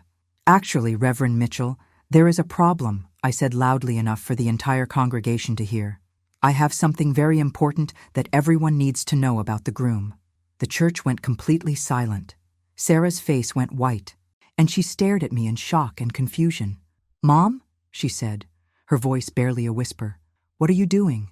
I'm saving you from making the biggest mistake of your life, honey, I said, pulling out my phone. Everyone here needs to hear what your fiancé really thinks about this marriage. Brad took a step toward me, his charming facade completely gone now. Mrs. Harrison, I think you're having some kind of episode. Maybe you should sit down. The only episode I'm having is a sudden attack of honesty, I replied. Which is more than I can say for you, Bradley Wilson. The use of his real name hit Brad like a physical blow. Several guests gasped, and Sarah looked back and forth between us in confusion. I don't know what you think you know, Brad said, but his voice was tight with barely controlled panic. I know that your real name is Bradley Wilson, not Bradford Thompson, I announced to the congregation. I know that you've been running marriage cons for years, targeting women with money and disappearing after you clean out their accounts. That's ridiculous, Brad said, but he was looking around the church like a trapped animal. I know that you convinced my daughter to invest $400,000 in a fake real estate development, and that money is already gone, I continued. Sarah made a small, wounded sound, and I saw her hand go to her throat. And I know, I said, raising my phone, because I have a recording of you explaining your entire plan to your partner. That's when Brad panicked. Instead of trying to deny it or talk his way out of the situation, he made a run for it. Right there at the altar, in front of 200 wedding guests, the groom hiked up his tuxedo and bolted for the side door of the church. Unfortunately for Brad, Detective Morrison and 2 other officers were waiting right outside that door. The congregation erupted into chaos as sounds of shouting and struggle came from outside the church. Sarah sank into a chair, her beautiful wedding dress pooling around her, staring at the doors where her fiancé had just disappeared.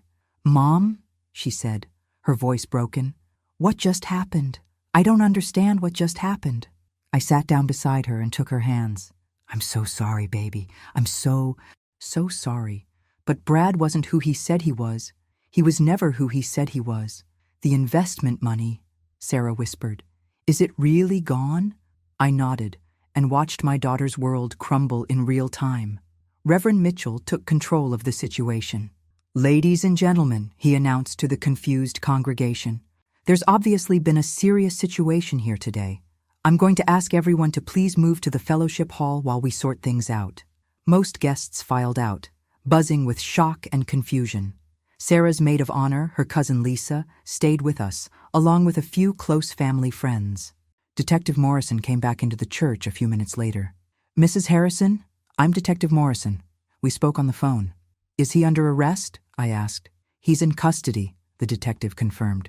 "We'll need statements from both you and your daughter, but based on the evidence you've provided and what we've discovered about his previous activities, he's going to be charged with multiple counts of fraud." Sarah looked up at the detective with tears streaming down her face. "How much trouble am I in?" I gave him the money willingly. "You're not in trouble," Detective Morrison said gently. "You're a victim of fraud. The fact that you gave him money doesn't make it legal if he obtained it through false pretenses." "What happens now?" Sarah asked. "Now we build a case against him," the detective explained, "and we try to recover as much of your money as possible. Mr. Wilson has been on our radar for a while. You're not his first victim, but with your mother's evidence, you might be his last." As the detective left to continue his investigation, I sat with my daughter in the empty church, surrounded by white roses and shattered dreams. "How did you know?" Sarah asked quietly. "Mother's intuition," I said, "and a very good private investigator." "How long have you known?" "I suspected from the beginning," I admitted. "I've been investigating him for months." Sarah was quiet for a long moment. "The money Dad left me, it's really all gone?" "Most of it," I said. "But honey, money can be replaced. You can't." The aftermath of the wedding that wasn't became the biggest story Cedar Ridge had seen in decades. By Monday morning, everyone in town knew that Sarah Harrison's fiancé had been arrested at the altar for fraud, and the gossip mill was working overtime. I'd expected judgment and whispers, but what I got instead was an outpouring of support that reminded me why I loved small-town living. Neighbors brought casseroles, friends offered shoulders to cry on, and even people I barely knew stopped by to express sympathy and admiration for exposing Brad before it was too late. "You did the right thing, Margaret," my neighbor Dorothy told me as she helped clean up wedding gifts that would need returning. That girl is lucky to have a mother who pays attention. Sarah was staying with me for a few days while she processed everything that had happened. She'd been remarkably calm, considering her world had imploded. But I could see pain in her eyes every time she looked at her wedding dress hanging in the guest room. Detective Morrison called Tuesday with an update. "We've made significant progress on the case," he told me. "Bradley Wilson has been using multiple identities for at least 5 years, and we've identified 7 other victims in 4 different states." 7 other women like Sarah? I asked. "All with similar patterns. He targets women who've recently inherited money or gone through divorces with substantial settlements. Always the perfect boyfriend, always pushing for quick marriages, always disappearing once he's gotten access to their finances." "How much money are we talking about? Total damages across all victims?" "Over $2 million. Your daughter's case is actually one of the larger individual thefts." The number made me sick. Brad had stolen Sarah's inheritance like it was pocket change, and he'd been doing it to other women for years. "What are the chances of recovery?" I asked. "Better than usual. Actually, because you caught him before he could disappear completely, we've been able to freeze several accounts. We won't recover everything, but we might get back 60 or 70%. It was better than nothing, but it still meant Sarah had lost over $100,000 to a man who'd never loved her. Wednesday, Patricia stopped by with additional information she'd uncovered about Brad's background. "His real name is Bradley Wilson, and he's 34 years old," she told Sarah and me as we sat in my living room. "He grew up in foster care in Nevada, dropped out of high school, and has a history of small-time cons going back to when he was 18. "So, everything about his background was fake?" Sarah asked. "Everything. No wealthy family, no Yale education, no successful business. He learned to imitate upper-class behavior by studying it online and practicing on smaller targets before moving up to bigger cons." "How did he know so much about investments and finance?" I asked. "He didn't really," Patricia explained. "He learned enough terminology to sound impressive, but if you'd asked him detailed questions, his knowledge was very shallow. He counted on charm and confidence to carry him through." Sarah shook her head. "I can't believe I fell for it." "Don't blame yourself," Patricia said firmly. "Bradley Wilson was very good at what he did. He studied psychology, learned how to identify and exploit emotional vulnerabilities. This wasn't your fault." Thursday, I got a call that surprised me. It was from one of Brad's other victims, a woman named Helen Morrison from Portland. "Detective Morrison gave me your contact information," Helen explained. "I wanted to thank you for stopping him. If you hadn't caught him when you did, he would have moved on to target more women." "How much did he steal from you?" I asked. $60,000. I thought I was investing in a wine importing business with the man I was going to marry." Helen's voice was bitter. "He disappeared the night before our wedding, and I never saw him again. I'm so sorry." "Don't be sorry. Be proud. You did what none of the rest of us could do. You stopped him. Your daughter is lucky to have you." After I hung up, I thought about Helen and the other victims. Sarah wasn't just one person who'd been hurt by Brad's lies. She was part of a pattern of women whose lives had been damaged by a predator who saw their love as a business opportunity. Friday, exactly 1 week after the wedding disaster, Detective Morrison called with news about Brad's arraignment. "He's been charged with 7 counts of fraud in multiple jurisdictions," the detective told me. "His public defender is trying to work out a plea deal, but with the evidence we have, he's looking at significant prison time." "How significant?" "Probably 8 to 12 years, depending on how much cooperation he provides about any accomplices." It wasn't enough. No amount of prison time would compensate for what he'd put Sarah and the other women through. But it was something. That evening, Sarah and I sat on my back porch, watching the sunset and talking about the future. "I keep thinking about what Detective Morrison said," Sarah told me. "About Brad studying psychology to exploit people's vulnerabilities. What vulnerabilities did he see in me?" It was a hard question, but an important one. "You wanted to be loved," I said gently. "You wanted someone to build a life with. Those aren't weaknesses, honey. Those are normal human desires. But I was so naive. I gave him access to everything without asking enough questions. You trusted someone you thought you loved. That's what people do in relationships." "How do I ever trust anyone again?" Sarah asked, and I could hear the fear in her voice.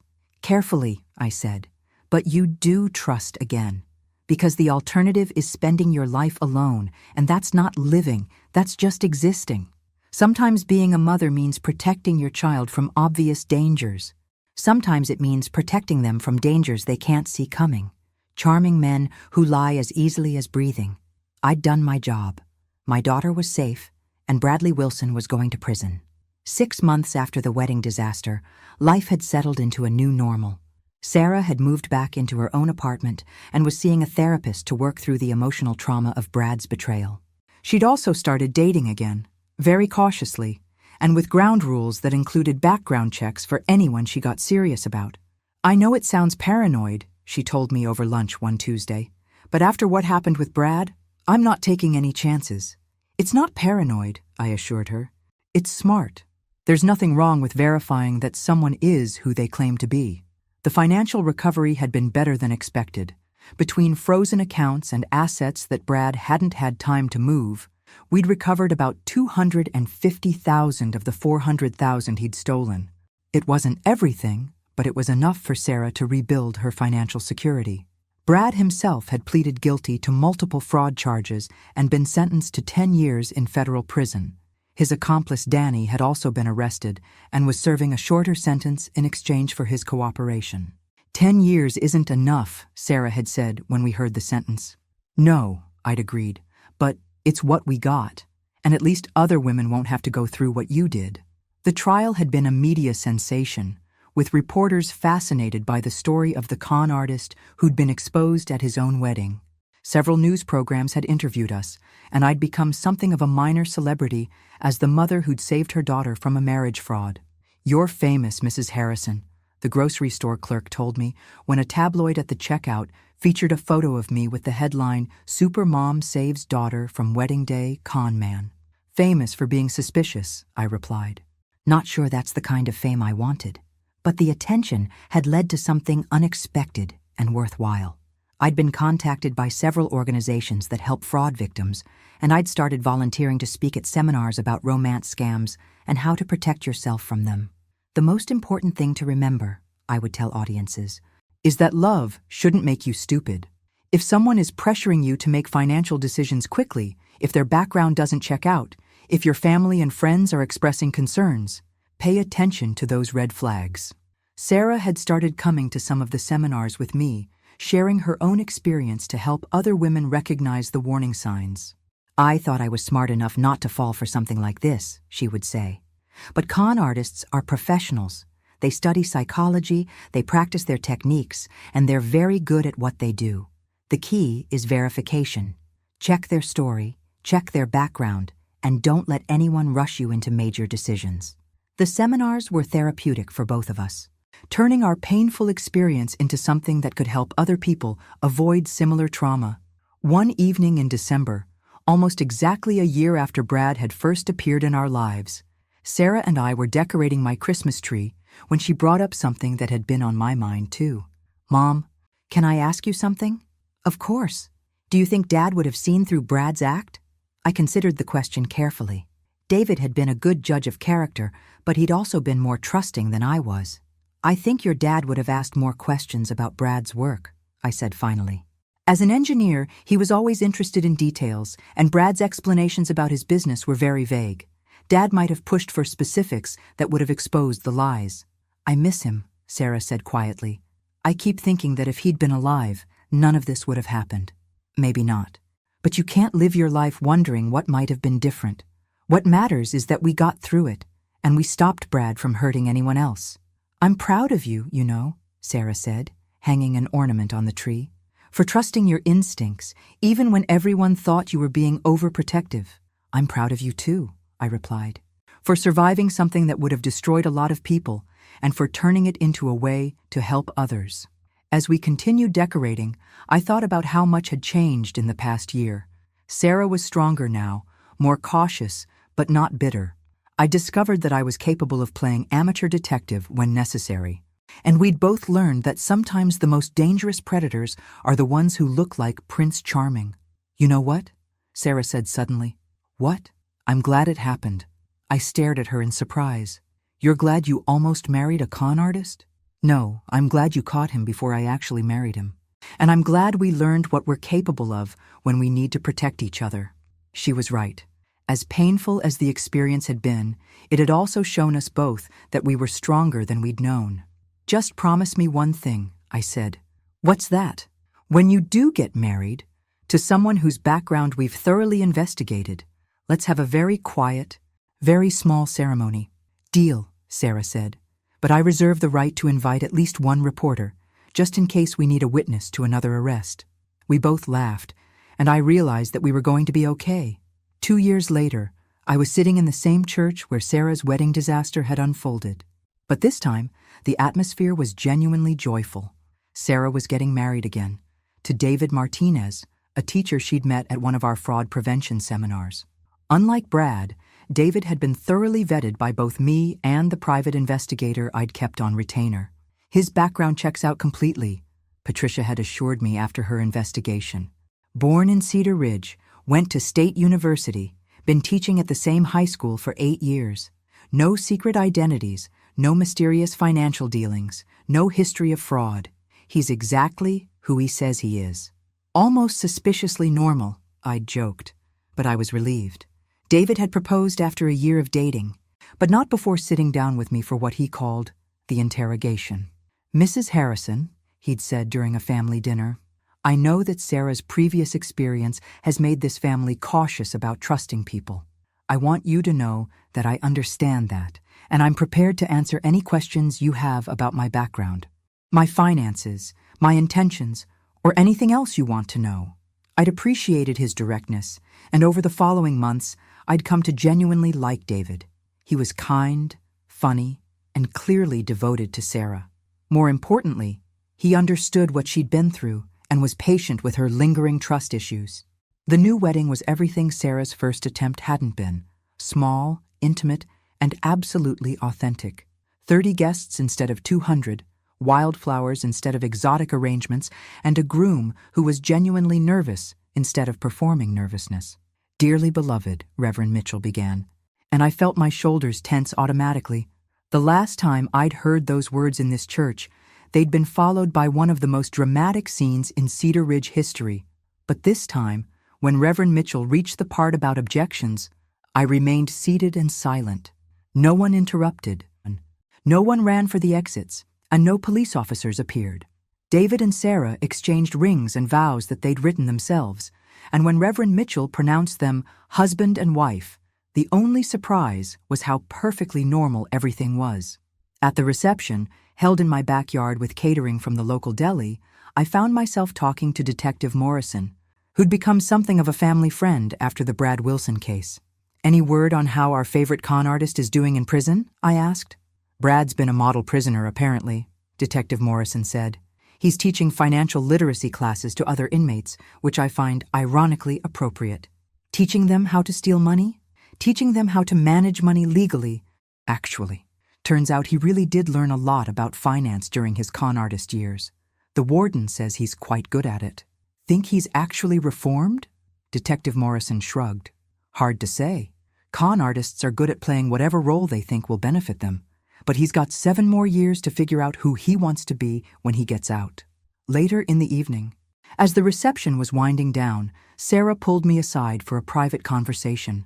Mom, I need to tell you something. What's that? I got a letter from Brad last month.